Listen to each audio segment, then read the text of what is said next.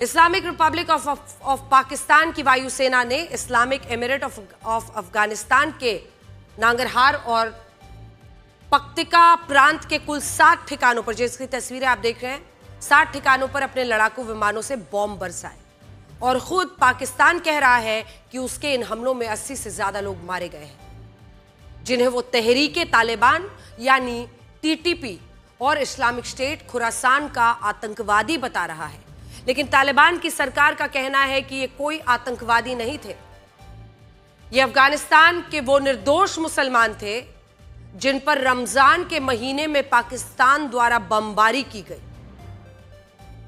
और इन हमलों में पाकिस्तान ने 11 मुस्लिम बच्चों को मार दिया था। इनमें भी 6 मुस्लिम बच्चे ऐसे थे जिनकी उम्र 10 साल से कम थी।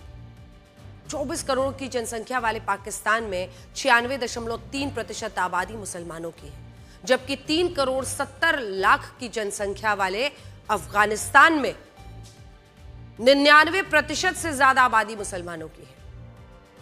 और अब तक यही माना जाता था कि कम से कम रमजान के महीने में एक मुस्लिम देश दूसरे मुस्लिम देश के उन लोगों की जान नहीं लेगा जो इस्लाम धर्म को मानते हैं, एक ही धर्म। लेकिन पाकिस्तान ने ऐसा किया और अब स्थिति यह है कि दुनिया के 2 मुस्लिम देशों के बीच किसी भी वक्त एक भयानक युद्ध शुरू हो सकता है। और ऐसा हम क्यों कह रहे हैं उसे आप इन तस्वीरों से समझ पाएंगे जो अफगानिस्तान से आई। ये तस्वीरें जो हम आपको दिखा रहे हैं इस वक्त टेलीविजन स्क्रीन पर, ये अफगानिस्तान की तस्वीरें हैं। 21 और 22 फरवरी की रात पाकिस्तान की वायुसेना ने ड्यूरंड लाइन जो है उसके पास अफगानिस्तान के नांगरहार और पक्तिका प्रांत में कुल 7 जगहों पर हवाई हमले किए। और इन हमलों में जिन जगहों को निशाना बनाया गया वो पाकिस्तान की सीमा के बहुत करीब थी। पाकिस्तान की सेना कह रही है कि इन ठिकानों पर वो आतंकवादी रह रहे थे जो पाकिस्तान में हमले करा रहे हैं, जबकि हमारे पास जो तस्वीरें आई हैं उनमें साफ दिख रहा है ये हमले अफगानिस्तान के उन गांवों पर हुए हैं जहां आम लोग रहते हैं। और इनमें भी एक हमले में पाकिस्तान ने अफगानिस्तान के मदरसे को पूरी तरह नष्ट कर दिया है। पाकिस्तान कह रहा है कि इन हमलों में 80 से ज्यादा आतंकवादी मारे गए हैं, जबकि तालिबान की सरकार कह रही है कि इन हमलों में कुल 18 मुसलमान मारे गए, जिनमें 11 बच्चे और 7 महिलाएं शामिल थी। पाकिस्तान अपनी इस एयर स्ट्राइक को सफल बता रहा है और यह कह रहा है कि वो अपने खिलाफ आतंकवादी संगठनों को बर्दाश्त नहीं करेगा। लेकिन तालिबान ने भी अब कसम खा ली है कि वो इन हमलों का ऐसा बदला लेगा कि इस्लामाबाद की रूह कांप जाएगी। इस ग्लोबल फायर पावर इंडेक्स के मुताबिक पाकिस्तान के पास दुनिया की 14वीं सबसे शक्तिशाली सेना है, 14th आउट ऑफ 145, जबकि तालिबान की हालत इस मामले में बहुत खराब है, 121वें नंबर पर है 145 सेनाओं के रैंकिंग में। तो ये तो पहली बात हो गई। इस सूची में 121वें स्थान पर है अफगानिस्तान, तो बहुत नीचे है। पाकिस्तान की सेना के पास 6,60,000 सक्रिय सैनिकों की फौज है। तो पाकिस्तान के पास क्या है, वहीं पर अगर आप यहां पर देखिएगा तो 75,000 सक्रिय सैनिक है सिर्फ तालिबान के। तो कोई मुकाबला ही नहीं अगर इस तरीके से आप देखिए, नंबर्स के हिसाब से देखिए तो। अब जो बड़ी बात है, पाकिस्तान के पास 1,397 लड़ाकू विमान और हेलीकॉप्टर्स हैं। अब आप पूरी जो सैन्य शक्ति है, एयरक्राफ्ट और हेलीकॉप्टर्स 1,397, और तालिबान के पास 5 लड़ाकू विमान और हेलीकॉप्टर। मतलब कोई मुकाबला ही नहीं है पाकिस्तान का। पाकिस्तान ने जिस तरह की तैयारी की हुई है वो साफ दिखाई दे रही है आपको जब आप अफगानिस्तान से कंपेयर करते हैं। तालिबान के पास 5,000 माफ कीजिएगा, ये 17,000 बख्तरबंद गाड़ियां हैं, तो वहीं तालिबान के पास सिर्फ 5,000 जो बख्तरबंद गाड़ियों की बात हो रही है। 17,000 और 5,000, कोई कंपैरिजन ही नहीं है। इससे आप समझ सकते हैं कि इस वक्त स्थिति क्या है अफगानिस्तान की। पाकिस्तान का रक्षा बजट कितना है, 79,000 करोड़, 79,000 करोड़, और वहीं रक्षा बजट अफगानिस्तान का 3,000 करोड़, मतलब कई गुना।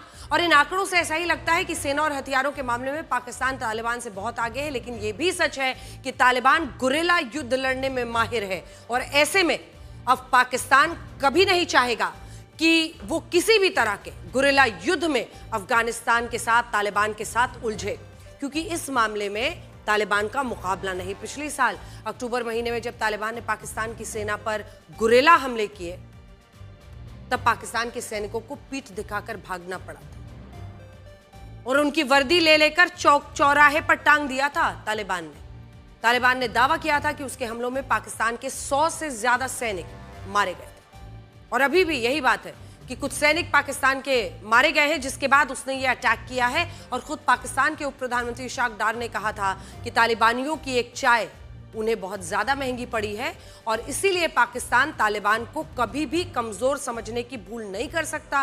वो अच्छी तरह जानता है कि तालिबान को सालों साल छिपकर युद्ध लड़ने का अनुभव है। आप खुद सोचिए, जिस तालिबान को अमेरिका जैसे इतने बड़े देश की सेना 20 सालों तक अफगानिस्तान में रहकर भी खत्म नहीं कर पाई, उस तालिबान को पाकिस्तान की सेना कैसे ही खत्म कर पाएगी। पहले अमेरिका ने अपने नागरिकों को ईरान छोड़ने की चेतावनी दी थी और अब भारत ने भी ईरान में रहने वाले अपने नागरिकों को तुरंत वहां से निकलने के लिए कहा है। और इस एडवाइजरी में क्या लिखा है, मैं लेकर आई हूं एडवाइजरी, मैं पढ़कर आपको बताना चाहती हूं। In continuation of the advisory issued by government in India on 5 जनवरी, से पहले 5 जनवरी को भी एक एडवाइजरी था। जो अभी स्थिति, इवॉल्विंग सिचुएशन इन ईरान, मतलब जो परिस्थिति वहां पर बन रही है, जितने भी भारतीय वहां पर हैं ईरान में इस वक्त, चाहे वो छात्र हो, स्टूडेंट्स, पिलग्रिम्स यानी आप वहां पर श्रद्धालु बन के गए हो, बिजनेस की वजह से गए हो या पर्यटक के तौर पर गए हो, आप सबको ये एडवाइस है कि आप तुरंत ईरान छोड़ें। जो भी आपके पास साधन हो ट्रांसपोर्ट का, कमर्शियल फ्लाइट हो, कुछ भी हो, आप तुरंत ईरान से निकलें, जिसमें बहुत सारे नंबर्स भी दिए गए हैं मदद के लिए वहां पर। तो कुल मिलाकर ईरान को लेकर स्थिति स्पष्ट दिख रही है। जर्मनी के मशहूर think tank geopolitical intelligence services की अब से कुछ घंटे पहले एक नई रिपोर्ट आई है, जिसमें यह बताया गया है कि अमेरिका और ईरान के बीच मौजूद हालात काफी जोखिम से भरे हैं। एक छोटी सी घटना भी एक बड़े युद्ध में बदल सकती है। इसमें यह भी बताया गया है कि ईरान अपने परमाणु कार्यक्रम पर अमेरिका की शर्तों को मानने के लिए तैयार है ही नहीं। और इस मामले में सऊदी अरब, तुर्की और कतर जैसे देशों ने युद्ध रुकवाने के लिए मध्यस्थता की कोशिश की है, लेकिन ये देश अब तक अपनी किसी भी कोशिश में कामयाब नहीं हुए हैं। इस युद्ध को लेकर सबसे बड़ा डर यही है कि अगर इसके कारण तेल आपूर्ति बाधित होती है, कच्चे तेल की कीमतों में इजाफा होता है, तो इसका असर पूरी दुनिया पर पड़ेगा। जो स्ट्रेट ऑफ हॉर्मूज की हम आपको बार बार बात बता रहे हैं, ये स्ट्रेट ऑफ हॉर्मूज हम लगातार आपको दिखा रहे हैं, इसकी अहमियत समझिए। दुनिया का 20%, भारत का 35% के आसपास, 30 से 35% कच्चा तेल आता है, वो इसी समुद्री मार्ग से आता है। अगर युद्ध में ये बंद हुआ तो कच्चे तेल की कीमत अभी प्रति बैरल $70 है, वो 90, 100 कहीं भी जा सकती है। और अगर ये कच्चा तेल महंगा होता है तो इसका सीधा असर हमारी जेब पर पड़ेगा। ऐसी स्थिति में कच्चा तेल महंगा होने से ट्रांसपोर्टेशन यानी सामान को एक जगह से दूसरी जगह पहुंचाने का खर्च बढ़ेगा और इस खर्च के बढ़ने से महंगाई डबल हो जाएगी।